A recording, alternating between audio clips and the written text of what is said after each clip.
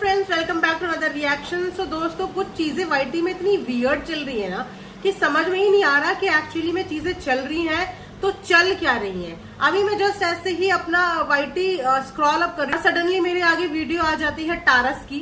Taurus Thakral आप सब लोग जानते ही होंगे। और मैं क्या देखती हूँ कि टारस ठकराल के यहाँ रामगढ़िया जी पहुंचे हुए हैं और मुझे लिटरली समझ में नहीं आया कि ये हो क्या रहा है। मिस्टर रामगढ़िया ने तो अपना कैरेक्टर थाली के बैंगन की तरह बना दिया है। कभी वो इस साइड लुढ़क रहे हैं, कभी वो उस साइड लुढ़क रहे हैं। जब से वो मलिक निवास से बाहर निकले हैं उसके बाद वो हर उस शख्स के साथ मिलते हुए नजर आ रहे हैं, हर उस बंदे से मीटअप करते हुए नजर आ रहे हैं जिनकी भी मलिक हाउस के साथ खटपट चल रही है। चाहे वो टीत ले लीजिए और चाहे अब वो टारस ठकराल ले लीजिए। अगर आपने ध्यान किया होगा तो अपने थोड़े दिन के व्लॉग में नाफरमान ने एक टोंट मारा था। अगर आप लोग समझदार होंगे तो समझ ही गए होंगे वो टोंट किसको मारा था।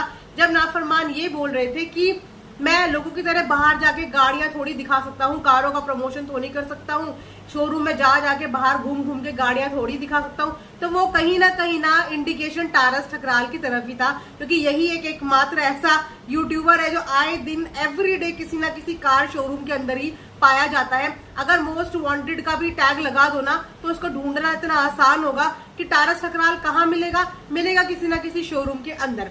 तो वो डायरेक्ट और इनडायरेक्ट इन्हीं के लिए था। और अब जब मैंने रामगढ़िया को इनके साथ देखा तो मेरे को समझ में नहीं आया कि ये चक्कर चल रहा है तो चल रहा क्या है। खैर, अभी 2-3 दिन पहले रामगढ़िया का एक इंटरव्यू भी आया था जिसमें उनसे पूछा गया था कि अगर तुम्हें कोई अपने व्लॉगिंग या एडिटिंग के लिए रखेगा तो तुम आगे काम करना चाहोगे। तो रामगढ़िया ने इस बात पे ये जवाब दिया था कि फिलहाल तो मेरा कंसंट्रेशन मेरे व्लॉग में है। लेकिन भाई साहब, आपका कंसंट्रेशन आपके व्लॉग में तो नहीं लग रहा है। व्लॉग में जिसका कंसंट्रेशन है वो तो सिरसा में बैठा है, वो उसका हम कह सकते हैं कि हाँ, उसने अपनी जिंदगी बना ली है व्लॉगिंग और अब वो व्लॉगिंग को ही आगे लेके जाने वाला है क्योंकि उसका डेडिकेशन दिख रहा है, उसका कंटेंट क्लियरली पता चल रहा है। लेकिन आपका कंटेंट कहाँ है?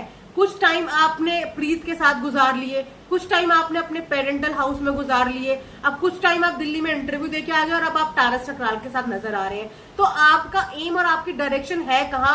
सबको इतना कंफ्यूजन में क्यों डाला हुआ है? क्योंकि जहां तक मुझे आइडिया लग रहा है, बहुत दिन से टोमल बार बार अपने इंस्टाग्राम में लोगों से ये पूछ रही है कि मैं अपना व्लॉगिंग चैनल शुरू करूं, मैं अपना व्लॉगिंग चैनल शुरू करूं। और कल स्टोरी में भी उन्होंने ये डाला था कि मैं बहुत जल्दी व्लॉगिंग चैनल शुरू करूंगी, बस मुझे अप्रूवल का वेट है। तो वो अप्रूवल किसका होना चाहिए? मुझे जहां तक लगता है कि वो तो खुद चीजों को अप्रूव करती हैं, उन्हें किसी अप्रूवल की जरूरत नहीं है। तो कहीं ना कहीं इन्हीं के आने का वेट हो रहा होगा। शायद अब ठकराल निवास के सारे अकाउंट संभालने की जिम्मेदारी रामगढ़िया पे आ सकती है। ये एक प्रेडिक्शन मैं लगा रही हूँ कि जिस हिसाब से इनका आना जाना ब्लॉगर्स के साथ लगा है तो इनको व्लॉगिंग में कुछ खास दिलचस्पी मुझे लगता नहीं कि है। और उस तरीके से इनके व्यूज आ भी नहीं रहे हैं, उस तरीके का इन्हें प्रमोशन और पसंद ऑडियंस नहीं करे जिस तरीके से इनके जिगरी यार को पसंद किया जा रहा है। लेकिन जिगरी यार को पसंद करने का तो रीजन है ना, उनके पास उनकी गर्लफ्रेंड है जिसका कोई नाम नहीं है, उसका नाम गर्लफ्रेंड है, गर्लफ्रेंड का नाम गर्लफ्रेंड है, गर्लफ्रेंड का नाम गर्लफ्रेंड है। तो उनके साथ तो गर्लफ्रेंड एक चलता फिरता कंटेंट है और वो कंटेंट कहीं ना कहीं रामगढ़िया के पास मिसिंग है। हालांकि उन्होंने कोशिश तो बहुत करी अलग अलग जगह पे जाके कंटेंट क्रिएट करने की, पर वो प्यार वो मोहब्बत नहीं मिल पाई। सो वही बात होती है ना कि लौट के बुद्धू घर को आए, जो जिस काम में सक्षम है उसी काम को करने की कोशिश करता है। तो वापस से अपने काम की खोजबीन में लगता है वो अब ठकराल हाउस में पहुंच चुके हैं। तो अब शायद ठकराल निवास के व्लॉग्स में आपको रामगढ़िया जी के हाथों का कुछ जादू नजर आएगा। खैर, ये बड़ी ही अजीब बात लगती है कि लॉयल्टी भी कोई चीज होती है, ऑनेस्टी भी कोई चीज होती है। जब आप किसी चीज को छोड़ के आगे बढ़ चुके हो तो वहां पे मुड़ना मुझे लगता है सेल्फ रिस्पेक्ट से बहुत ही नीचे की चीज हो जाती है। और इस चीज में मैं इतना ज्यादा कुछ खास पसंद नहीं करती सिरसा वाले इनके जिगरी यार को।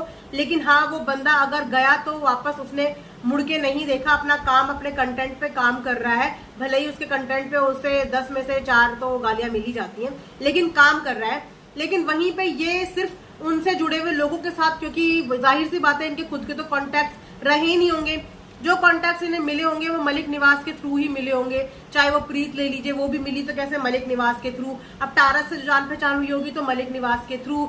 तो यहाँ पे इंसान की ना लॉयल्टी पता चलती है कि अगर उसने एक जगह से काम छोड़ दिया है तो वापस से उससे जुड़े हुए लोगों से भी उसको काम मांगने के लिए नहीं जाना चाहिए, उसे अपने ऊपर भरोसा होना चाहिए। और पहले तो बहुत अच्छी दोस्ती देखने को मिलती थी दोनों फैमिलीज के बीच में, चाहे ठकराल ले लो चाहे मलिक से लो, पता नहीं बीच में ऐसी क्या अनबन हुई, क्योंकि कई बार नाफरमान को स्टैंड लेते हुए भी देखा गया है टोमल की कंट्रोवर्सी में, जहां पे वो कभी किसी का स्टैंड नहीं लेते, लेकिन वहां पर टोमल के लिए उन्होंने आवाज उठाई थी और उनका स्टैंड लिया था। उसके बाद दोनों के बीच में क्या हुआ ये दोनों ही जान सकते हैं बेहतर। देखते हैं कि मैं जो प्रिडिक्ट कर रही हूँ वाकई में ऐसा है भी या ये सिर्फ एक प्रिडिक्शन है।